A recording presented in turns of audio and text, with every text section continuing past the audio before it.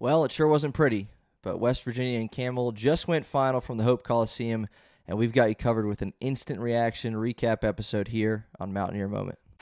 This is the Mountaineer Moment, your source for all things West Virginia football and basketball. From pregame to postgame coverage and breaking news, we've got you covered. Let's go. Welcome in, everybody, to episode number 77 of Mountaineer Moment. My name's Troy. I'm your host here on a show covering West Virginia football and basketball. Mountaineers just went final, fresh off of win number 2 in game number 2. You like the sound of that, as West Virginia defeats the Campbell Fighting Camels 73-65. Said in that intro, it was certainly wasn't the prettiest of games.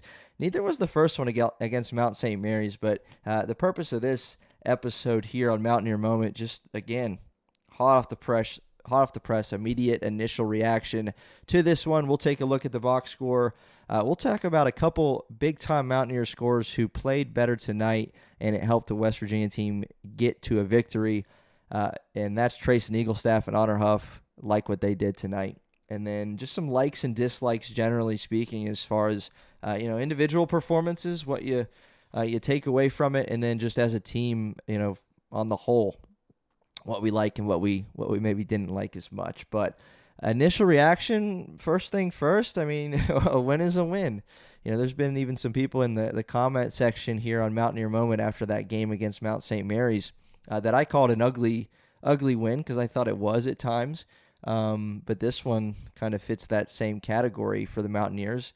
And yet, a few people were commenting, a win is a win. An ugly win's better than a pretty loss, whatever you want to say. And that's so incredibly true, right? I agree with every single one of those comments, because it is good to win. And you have an entirely new team. We know the story. If you follow West Virginia basketball, entirely new team, coaching staff, working out the kinks, figuring things out, adjusting to playing one another. And by the way, you're playing against another opponent. You're playing against another team now. It's not just playing against one another where you've been for the last few months. This is another team. And Campbell picked to finish 7th in the CAA. And they were even saying on the broadcast, like, if there's 6 teams better than them, that's going to be a really, really good conference, because they brought it tonight. They gave West Virginia all that they could handle, and in every sense of the word. It was, they were almost there, right? That's kind of the first takeaway, is like you were a couple bounces away, a couple more made shots from Campbell away from losing this basketball game at home to a Campbell team who was battle-tested. I think them playing Wisconsin earlier this week helped them, because they played a ranked team. And that game, they were close at half. They were close even midway through the second half before Wisconsin pulled away. But obviously they showed some fight. They showed some skill, even in what ended up being a 32-point loss. It was closer than that again, even about midway through the second half. Then they come to Morgantown, another power conference opponent, and West Virginia started out on an 8-0 run to start the game. They took that exact lead into the half, an 8-point lead, and then they finished with an 8-point lead. So if it weren't for that 8-0 start to the game, this game, it goes to overtime, right? Based on that logic, based on those numbers. But the second half, you gave up 40 points to this Campbell offense. I don't think head coach Hodge will be too happy about that one. We'll see what he says post game. But 40 points to Campbell, not ideal, but again, they brought it in a lot of senses. They gave you what you could handle, all you could handle. And as a team, Campbell just shot, as we kind of take a look at the box score real quick, Campbell just shot 19 of 54 from the field, which is only 35%. They only knocked down 2 threes, and that's really good news for the Mountaineers. 2 of 14 from beyond the arc, but they got to the line often and made them count. 25 for 32, 78% for them. Giving up, I'll just put this out there, giving up 32 free throw attempts to a Campbell team of the CAA is not good. That's not something you want, right? So we'll get early into those likes and dislikes. That's something I don't like, is giving up 32 free throw attempts to this team. You got out-rebounded again, 40-36 in favor of Campbell. Obviously, kind of the same story against Mount St. Mary's when it was 38-29 rebounding in favor of Mount St. Mary's. A lot of that was due to turnovers and those sorts of things, but don't like that you got out-rebounded. You only turned them over 12 times as a team. West Virginia had 11 turnovers, so you weren't there was a few, like even a couple shot clock violations. I think you forced some really tough shots. I mean, again, holding a team to 35% shooting is pretty good, though West Virginia just shot 40% themselves. Chris Fields Jr. off the bench for Campbell had a really, really solid performance, 10 points and 15 rebounds. That's alarming. Norfolk State transfer, he gave up 15 rebounds to him. A guy that had 13 points and 5 boards against Wisconsin, 6'7", junior forward who got 15 rebounds. As you can tell, I'm not too crazy about that. Neither will Ross Hodge be when he takes a look at that on that stat sheet in the post-game presser if he hasn't already. But we'll just run through the Mountaineer offense and their numbers and what they put up in this one real quickly. Honor Huff led the way with 23 points. He was big, 9 for 10 from the free throw line, 4 of 9 from 3, which is pretty on par for him. He was about a 43% three-point shooter last year and made 4 of 9 for 44% for him. Jasper Floyd, he comes off of an impressive game where we had to have everything he did against Mount St. Mary's, and then he followed that up with a less than impressive game. Just 2 points for him, 5 boards, 4 assists, 3 turnovers, though he probably had, you talk about football, like quarterbacks, turnover-worthy plays. He had a lot more than 3 turnover-worthy plays, even though he turned it over just 3 times. Just not his best, certainly. He'd be the first one to tell you that, I'm sure. 1 of 5 from the field for him. Again, just 2 points, 5 boards, 4 assists, and 3 turnovers, though just was sloppy throughout this one, first half and second half. Then the other West Virginia starters, each of them had a dozen. 12 points for Eaglestaff, Brennan Laurent, and Harlan Obioha. Brennan Laurent continued to be really, really solid defensively. He had 5 blocks, 9 boards, 4 assists for him to go along with those 12 points. Though he didn't shoot it well from the field, he did shoot it well from the free throw line, getting there 10 times and knocking down 8 of them. Eaglestaff was the guy with the hot hand in the first half with 10 points, finished with, obviously, again, just 12. 5 of 14, 2 of 7 from three-point territory for him, 6 boards, 1 assist. But again, he got this team going. If you could, if you were forced to summarize each of these halves with a player and what they did, the first half would be Treysen Eaglestaff coming out the gate, giving you 10 in the early going, and then Honor Huff, again, who finished with 23, made a couple of nice threes late to help seal this victory when it was, again, just an 8-point win for West Virginia. Last but not least, pun very much intended on that one, for the 7-footer Harlan Obioha, who again finished with 12, 6 boards. He looked better tonight, 5 of 7 from the field, 2 of 4 at the charity stripe. He just looked better, looked more aggressive, looked like they were, especially early, trying to get him the ball. Again, he's got a mismatch waiting for him quite a few times, and he was able to have an impact in this game. He had a couple offensive rebounds as part of that 6 total for him. Off the bench, it was the same guys that we saw against Mount St. Mary's: DJ Thomas, Amir Jenkins, the freshman, and Morris Ugasuk. Ugasuk had just a couple points, 5 rebounds that were big. DJ Thomas, though, man, he did it again. He knocked down a 3 in the first half and caught me off guard. Not going to sit here and lie about it. He just knocked it down. I said, what? Who was that? And sure enough, it was DJ Thomas, who finished again with 10 points on 4 of 8 shooting. Amir Jenkins, quiet for him, 0 for 3 from the field.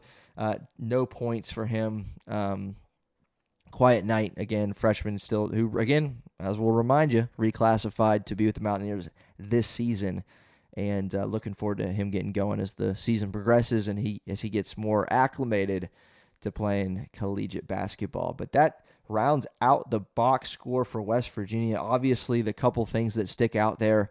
One is the performance of Jasper Floyd following his performance of 25 points the other night against Mount St. Mary's in the season opener, following that up with a 2-point performance against Campbell. And some of that, he only averaged 9 at North Texas, right? He's not expected to be the leading scorer, not expected to give you 17, 18, 19 a night even, and just 2 points. And I guess that what that would indicate would be that there's going to be nights sometimes where Jasper Floyd's not going to give you a whole lot in the scoring department, but what he brings defensively and passing and rebounding and assists is what he offers. Again, he's a guy that can meet the team's needs, and tonight, more so than against Mount St. Mary's, Eaglestaff was aggressive and making some shots. Huff obviously doing the very same thing. You got Obi Oha involved. You had DJ Thomas, who again knocked down a 3.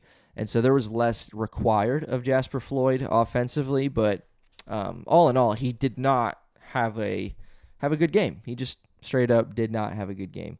I'm looking forward to seeing him bounce back like we know he will.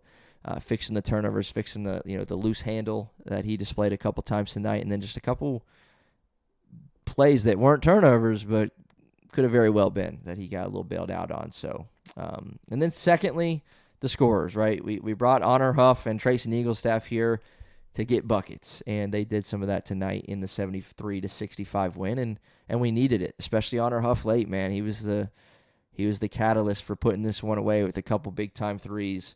Brandon Laurie had a big-time slam to extend that 6-point lead to 8 with probably a minute or so left.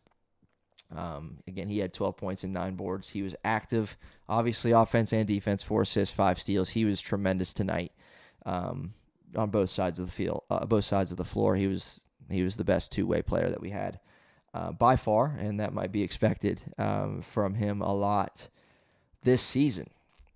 We'll cap this episode off with just a few likes and dislikes, some of which we've kind of just spoke to, but one major dislike that I would say, aside from Chris Fields getting 15 rebounds, which you don't like at all, but it seemed to me like, again, that second half, Campbell put up 40 points, and they were just doing a lot of what they wanted to offensively, as far as getting down to the rim and scoring the ball, near the basket. They were efficient with. I mean, 3 of their 5 starters had double figures, and then Fields again off the bench had 10. A couple of their starters had a solid game. Jeremiah Johnson, DJ Smith.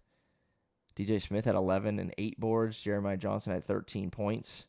DJ Smith just didn't shoot the ball well tonight. 1 of 8 from 3, 3 of 14 from the field. But, man, like, when you're giving up 40 points, and this is a Ross Hodge guy who preaches defense, and he wants this team to finish really high in the Big 12 as far as, defensive efficiency and, points allowed per game, all of those categories. And he gave up 40 to Campbell, right? There's a lot to work on in that second half, a lot of film to be watched. And so that's one thing that definitely, as a major dislike that jumps off the page, is just how many points he gave up to Campbell in this second half and how easily they got their buckets, because this is a team, it's not like they got 40 knocking down tray balls. They made 2 on the whole night. And so a little too easy as far as what you were giving them consistently throughout that second half. One thing's on a high note, again, Huff, man, he lets that thing fly, and we're going to look forward to that all season long.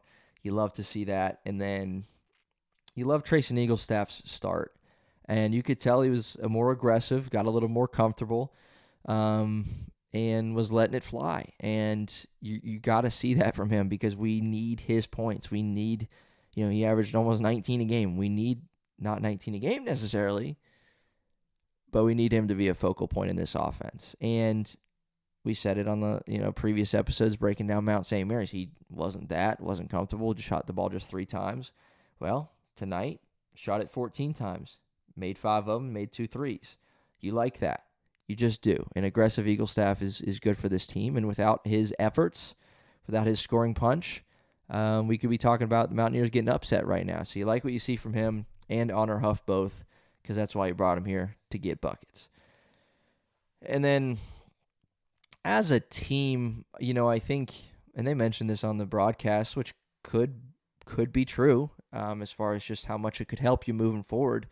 Well, you played a close game and you won it. And you didn't relinquish the lead. You were sweating it a little bit, a little nervous, toward the end, and yet you still won the basketball game. And playing in close games, even in the early November, can help you because you're going to play close games in December and January and February, right? You just know it's coming, and if you're prepared for it, battle-tested, then it can help you. And you like the way that the Mountaineers finished because, all right, you take it aside, like, all right, we're entering the final 4 minutes, and we know.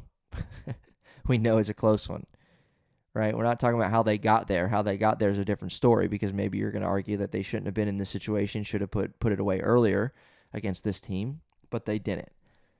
Under 4 timeout, right? You're up, handful of points. Campbell's fighting. They're matching you in this second half.